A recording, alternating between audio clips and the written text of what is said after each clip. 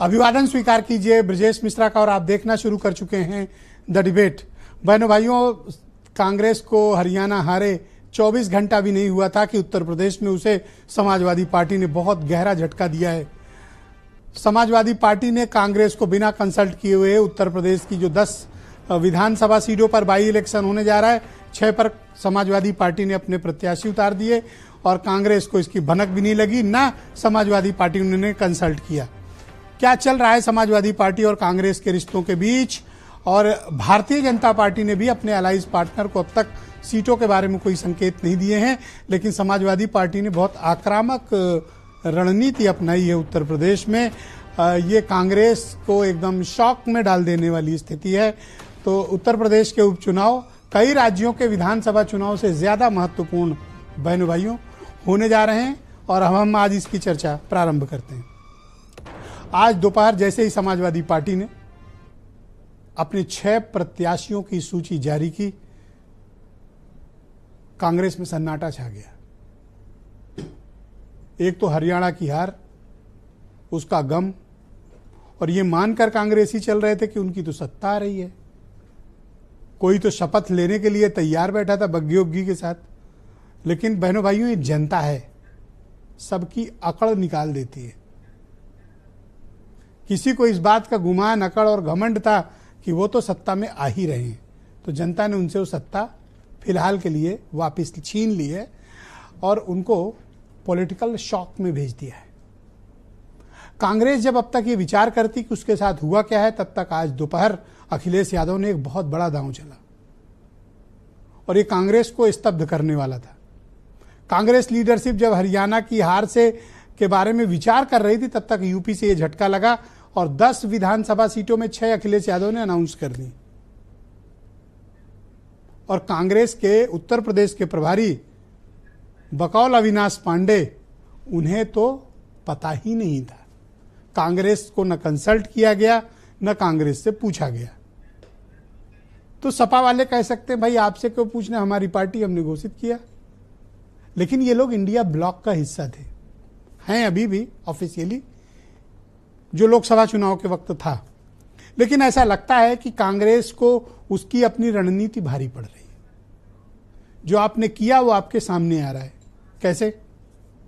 मध्य प्रदेश में समाजवादी पार्टी को हलो तक नहीं किया और लीडर को उनके अपमानित करने की कोशिश भी हुई बयान के जरिए।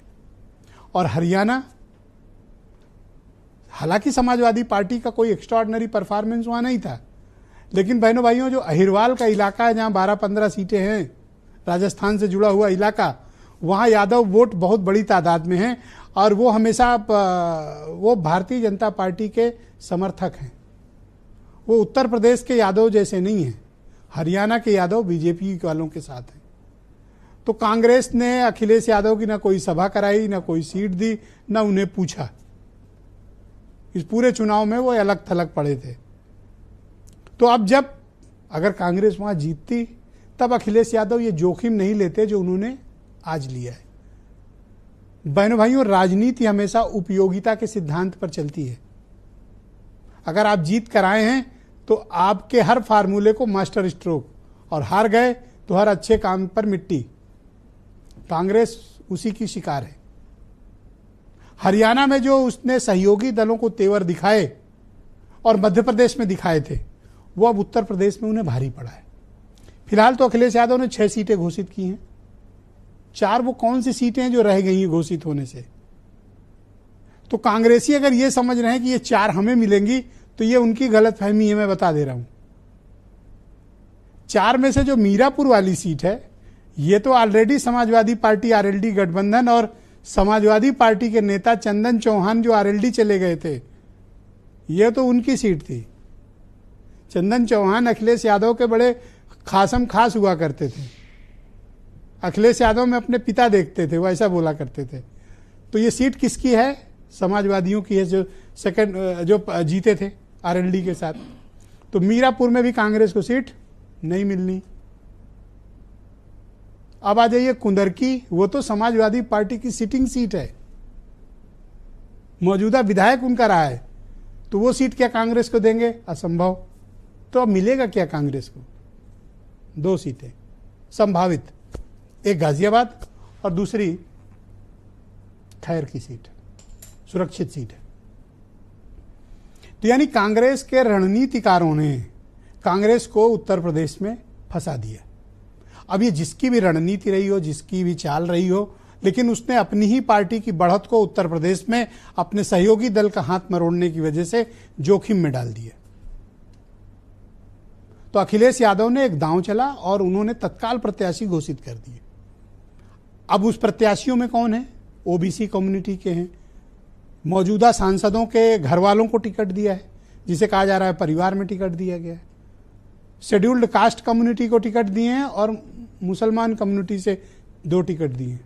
और अभी वहां का देखिएगा, कुंदरकी का और मीरापुर का, वहां भी संभावित है कि, संभावित क्या, कुंदरकी तो तय है, अब मीरापुर में हो सकता है कोई चेंजेस करें, वहां से भी मुस्लिम कैंडिडेट होगा। फूलपुर में तमाम संभावनाओं को नकारते हुए समाजवादी पार्टी ने मुस्लिम कैंडिडेट पर भरोसा किया, जिनको 2022 का चुनाव लड़ाया था, हारे थे जो। तो ये स्थिति भारतीय जनता पार्टी के लिए अब कैसी है? बहनों भाइयों, बीजेपी अभी तैयारी कर रही है, चुनाव घोषित नहीं हुए हैं और समाजवादी पार्टी की आक्रामक रणनीति ने बीजेपी को यूपी में सोचने के लिए मजबूर किया है, क्योंकि परफेक्टली उन्होंने डिजाइन किया है जो पीडीए, उसको 100% समाजवादी पार्टी इंप्लीमेंट कर रही है।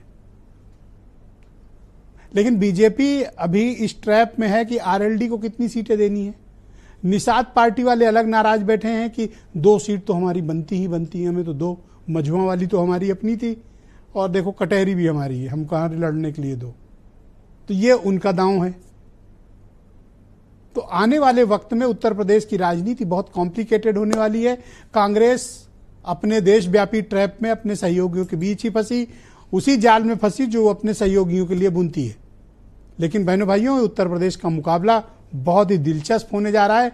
मैं तो कहता हूं कई राज्यों के, महाराष्ट्र और झारखंड से ज्यादा दिलचस्प होगा उत्तर प्रदेश का उपचुनाव। कुछ बयान। आदरणीय अखिलेश यादव जी ने उत्तर प्रदेश में जो उपचुनाव होने हैं, उन उपचुनावों के लिए आज 6 प्रत्याशियों के नाम की घोषणा की है। हम पूरी तरह से तैयार हैं और हमारे सारे उम्मीदवार ये सारी सीटें हमारी जीतेंगी। इसके बारे में जानकारी नहीं है। इंडिया गठबंधन के कोऑर्डिनेशन कमेटी से अभी कोई चर्चा नहीं हुई है और अगर कोई होगी तो उसकी जानकारी मुझे नहीं है। इंडिया गठबंधन की कोऑर्डिनेशन कमेटी जो भी निर्णय लेगी उसे उत्तर प्रदेश कांग्रेस कमेटी सहर्ष स्वीकार करेगी। ये स्वार्थ का गठबंधन किए थे, ये नेचुरल गठबंधन नहीं था। ये दोनों के विचारधारा अलग अलग है, एक दूसरे के खिलाफ में दोनों पार्टियां बनी। ये लंबे समय तक नहीं चलने वाला था, पहले भी हम लोग कहते थे। अब समाजवादी पार्टी ने 6 प्रत्याशी घोषित करके कांग्रेस की औकात बता दी। अभी तो दया शंकर को मजा आ रहा है, लेकिन जब इनके यहाँ शुरू होगा तब इनको पता चलेगा कि इनके सहयोगी दल इनको क्या हैसियत दिखाने वाले हैं। संजय चौधरी उत्तर प्रदेश में भारतीय जनता पार्टी के प्रवक्ता हैं, सुनील साजन समाजवादी पार्टी के प्रवक्ता हैं, मनीष सिंघवी उत्तर प्रदेश में कांग्रेस कमेटी के प्रवक्ता हैं, अनिल दुबे राष्ट्रीय लोकदल से हैं, सुशील दुबे जाने माने पत्रकार और वीरेंद्र सिंह जी हमारे स्टेट हेड। आप सभी का स्वागत और धन्यवाद। सुनील साजन